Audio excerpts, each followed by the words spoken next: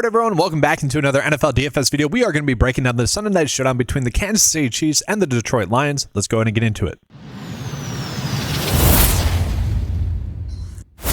Alright, so I will say I'm a little bit annoyed of having to cover the Chiefs again in another primetime game. We're going to be looking at a lot of the same players that we have been on in the past for the Chiefs. Now, I do think when we look at their box score from last week, it's surprising to me, kind of looking back at it when you're watching the film. It seemed like the players that had the most impact actually ended up playing like the least amount of snaps, and we'll show you guys that in just a second.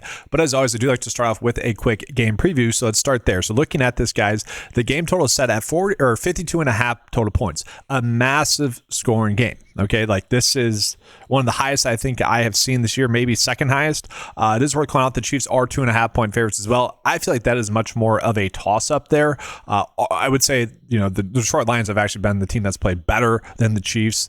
Probably just comes down to home field advantage there for the Chiefs. I would actually, if you guys are betting on this, I think, you know, not a terrible idea to go ahead and bet on the Detroit Lions. You know, bet MGM plus 125. Actually, I don't hate that. I think that ends up being a decent option to go with. But obviously, highest scoring game, we want to attack mostly the positional players in this game. We're probably not playing the DST. We're probably not playing any of the kickers as well. So I do want to just pull up the game log from the Kansas City Chiefs, and it was kind of strange. Like if you had told me that Rashad Smith had gotten the second most snaps and Kareem Hunt got the most snaps at the running back position, I would have believed you. That's just how little, Pacheco kind of ended up impacting the game. Although he was useful, obviously 62% of the snaps, but basically he had about the same workload as Kareem Hunt. Kareem Hunt obviously scored 2 rushing touchdowns. He's going to be the goal line back. We really can't use Isaiah Pacheco all that much. Now, on the last slate, Kareem Hunt was, a cheap, very viable option for us on that slate. Rashad Smith, guys, he played 8% of the snaps. In those 8 snaps, he got 4 opportunities. Okay, and was able to convert that into almost 7 DK points, which is pretty darn crazy there. And then receiver-wise as well, the snaps went as you would have expected. Okay, I remember I was calling out Juju would be the receiver number 2. He only ended up with 3 targets. We saw Hollywood Brown get 8 targets in that game, 59% of the routes. So him and Juju did play about the same percent of the routes. And then Tyquan Thornton, guys, he needs to get more snaps. He clearly looks like their second best receiver as it currently sits right now. Obviously, Rice is expected back next week, but the biggest thing from this game is that Worthy should be healthy. And even last week, guys, he was coming into the game a little bit banged up, still ended up playing 78% of the snaps, still had an 80% route share, still ended up with 7 targets as well. So he's going to be, to me, a must play on this slate. He did not have the impact on the game as I thought he would last week. It was kind of my bad. I thought the risk was worth it, and he played fine. 5 targets, only 35 yards, 5 receptions, only 35 yards. We want that to be a little bit higher, but we would certainly take 7 targets, 1 rush attempt as well. We need this game to be more of a shootout, and if it does, he becomes appealing as a play. The biggest question I have is whether or not Tyquan Thornton is going to see more snaps or not, because he, to me, has played himself into more snaps. And just real quickly, before we go ahead and get into the showdown slate, I do just want to touch on a quick update that I made to the 9-to-5 lineup builder as well. So I did add in the DST projected fantasy points. I had set that as kind of a base projection there for all the teams. Now it's kind of the typical standard DST projection in there, as I kind of mentioned I would do. And then if we just click run lineups here, we have to click off at DST. Then we're going to see another little update that I made as well, which is kind of a simple one. But we can now sort by total projected points, total projected ownership as well, so you can kind of see which lineup is going to be chalky or not chalky. If you make a lineup where you don't necessarily like the ownership that you're getting to a player, what you can do is maybe, we're getting Chris Olave at 80% ownership. Obviously, it didn't really change anything. Maybe we think that's too high. Maybe we only want 35% of them. We can do that. And then if we were to rerun it again, then it'd be, it's 20%. We're only doing 5 lineups, right? But that's also another update. We still have this ability where you can click on the player to replace them with someone that you like. But then just something that I thought was useful as well. It did end up doing this as well. So you can see kind of who you're looking at quarterback-wise. I think for showdown slates, I'll like that as well. We can kind of see our exposure captain-wise as well. So I want to start the video off with showing you guys that. Sorry for the fluff to start, but I think it's worthwhile to call that out to people. And so let's go ahead and start off with the Chiefs here. I do think Xavier Worthy is still probably the best captain play other than Patrick Mahomes for the Chiefs here in this game. Just if Mahomes is going off, it should be likely that Xavier Worthy is also going off as well. Now, that was not true last week, guys. That was mostly due to Patrick Mahomes just having a massive game rushing the football, right? 60 rush yards, 1 touchdown there as well, and obviously threw the football extremely well as well. But more times than not, if he's going to be going off, it's also going to be because Xavier Worthy is going off. I do like the idea idea stacking those two together. Now, when we look at it from a flex perspective, I will say Tyquan Thornton's still pretty cheap. Like, he has been extremely good and extremely impressive. I wonder if he has just played himself into more snaps. Now, who would that be at the expense of? Juju, Hollywood Brown, maybe. It might not even be overall snaps. It might just end up being route share. His route share might go up. I was actually extremely surprised at just how much he was used last week against the Jaguars, just due to the previous week where he wasn't used all that much against the Baltimore Ravens. Now, that being said, in retrospect, it probably makes sense why he wasn't used all too much against the Ravens, because they didn't need to use him. That game with the Jaguars was a little bit of a shootout. This game is also to be a shootout as well. So I actually really like the idea of getting the Tyquan Thornton with Patrick Mahomes lineups, especially at his price tag. That becomes a very appealing price tag. Now, that being said, I know Juju wasn't used all that much last week, but he still did play a lot. Still ended up with 3 targets, 3.7 DK points. Obviously, we need more than that, but it really wouldn't be shocking to see him, if he is still playing that much, to get a decent amount of snaps. I kind of like the idea of playing either Juju or Tyquan Thornton at their price tags, because we go up to Hollywood Brown, priced at 5.4. Sure, he's a good raw point floor type of projection play, but at the same time, I think using him actually hinders our ability to make good lineups. Obviously, if he scores a touchdown, kind of a moot point there. From there, the thing with the Chiefs is that we kind of know who to be on. The players are pretty much condensed in terms of who can be on.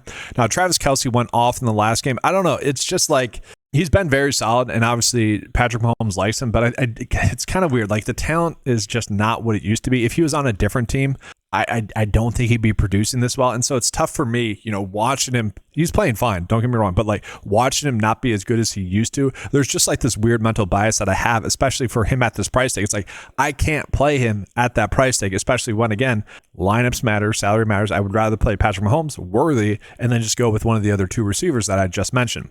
And it is worth calling out, guys, Kareem Hunt is still too cheap. 4.6 for him. He is kind of the money down back. Will be used on third down situations as well. Going to get a goal line touchdown probably in this game. I mean, I don't want to put that out there, but if they get in the red zone, I think there's a good chance that he ends up scoring a touchdown there as well. And I will say, Brashad Smith, what do we do with him? Honestly, seriously, the guy continues to look good over the past 2 weeks now. But he hasn't gotten any snaps. Again, 8% of the snaps last week. And there was talk about him getting more snaps. And he basically had less workload than he had last week or the previous week. And he looks good. Don't get me wrong. And the thing about him is when he's on the field, they are doing plays specifically designed for him. So I do think he could end up having a floor about 5 DFS points. He does hold some big play upside. But overall, I don't think we can really roster him when he's playing that few snaps. And so now we go ahead and get into the Detroit Lions. The Detroit Lions are also a team where we kind of know who we want to be on. It's a little bit more condensed in terms of who we want to be on. Obviously, Jared Goff, ASB, those are going to be some of our top 2 favorite plays. Now, one player that I will not be on as much this week as it was last week. Last week, I kind of told you guys that I was using him a lot just in DFS lineups because I ended up on his price tag a lot. That ended up being huge. He was lower owned than he should have been. It was a very good matchup there against the Cincinnati Bengals. Ended up with 6 targets, really a touchdown, really massive game there for him. Now, we know he's going to play a lot of snaps. We like that. They could end up playing a lot of 12 personnel in this game. I doubt it, but guys, last week, and it was the Bengals. It makes sense why you do this against the Bengals. But last week, it is worth calling out. 39% of the snaps were 12 personnel, so 2 tight end snaps. And then they also ran 26% of their snaps with 13 personnel as well. So, Laporta should be a safe play, floor-wise. We saw David Montgomery actually out-snap Jahmyr Gibbs. We don't really care all too much about that. We know Gibbs is going to be more the go-to player, more the big play type of playmaker as well. That's why he's priced up that way. I will say Gibbs, where he's priced, almost feels like we can't play him in the captain spot. I think we're probably just looking at Mahomes, Worthy, and then maybe trying to punt and get lucky with someone like Jameson Williams catching a big play. He is someone that had 89% route share. Ended up only with 1 target last week. We don't like that. He has been kind of bad for most of the year, but again, high scoring game. We probably want to be targeting that there as well. And it's worth calling out, guys. Khalif Raymond ended up leaving in the second quarter last week, and then we saw obviously Isaac Tesla ended up getting a decent amount of snaps, and he is someone that, I don't know, kind of would be fun for him to break out in this primetime game against the Chiefs. We've seen him make the big plays, the big catches, obviously touchdown last week there as well against the Bengals. Fun stuff there. He ended up with a 54% route share as well. And so in a weird way, and this is a terrible call, I'm going to say that right off the bat, But I will say, like the Thursday night, if you guys watched the Thursday night showdown video, I told you guys prior to Little Humphrey Jordan being called up from the practice squad, and I say that because he was called up like an hour before the game, which was annoying. But what I said was I really like the pricing of either Collins or Hyatt to be able to then pay up for a lot of other players in that game. And although like the process was right, the players were wrong there. Obviously, we should have went with Humphrey. And if we would have had that news, more than an hour before, 3 hours before, even the day before, like had he been called up at a proper time, if it wasn't a Thursday night game, probably would have hit that. Taking myself for that. That's on me. I'm not blaming the coach. Like that's on me. But I do feel like that's kind of the same approach with Isaac Tesla here. It's a high-scoring game. If he's going to end up getting 54% of the snaps in a game where we know we need to be on the studs, right?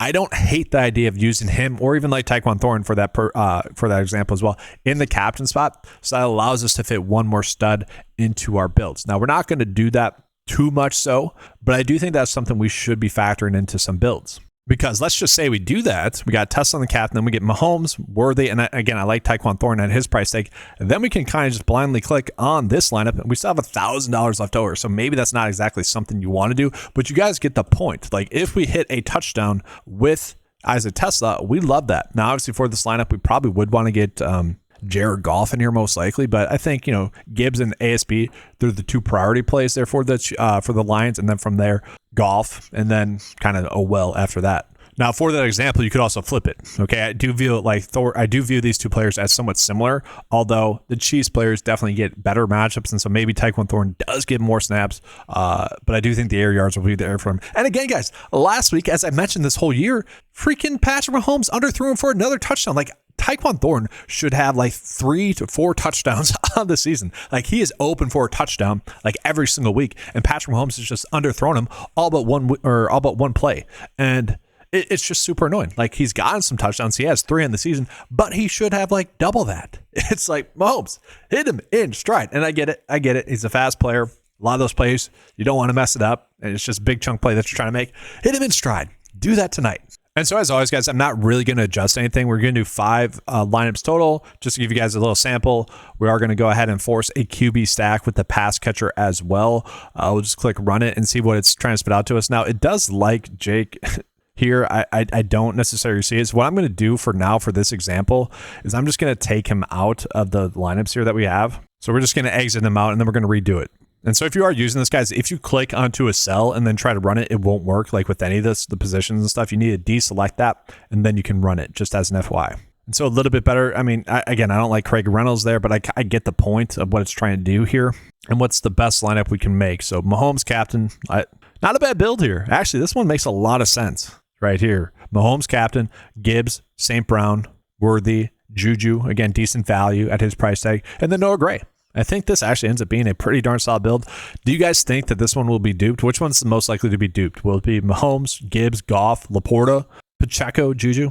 Interesting there as well. Actually, I think these builds are pretty darn solid there. But that's going to do it for this video. Appreciate you guys being here. Like the video, subscribe to the channel if you guys have not done so before. I do appreciate that. If you guys are looking to play some prop bets on Prize Picks or Underdog, check out my props video that will be posted a little bit after this video has been posted. And if you guys are thinking about betting on those sites, Prize Picks or Underdog, Prize Picks, use the promo code 9TO5. That's also going to be the promo code for Sleeper. Both of those codes will give you guys $50 when you spend your first $5. You can also do that on Underdog, but the promo code is going to be 925 spelled out as well. Links to those are in the description below. Using those does help with the channel. I'm always appreciative of when you guys do that. If you guys would like access to the 9to5 lineup builder tool or any of the other tools available on the 9to5 website, head on over to 9to5sports.com. Get access to all the tools for a low monthly cost of $10 a month.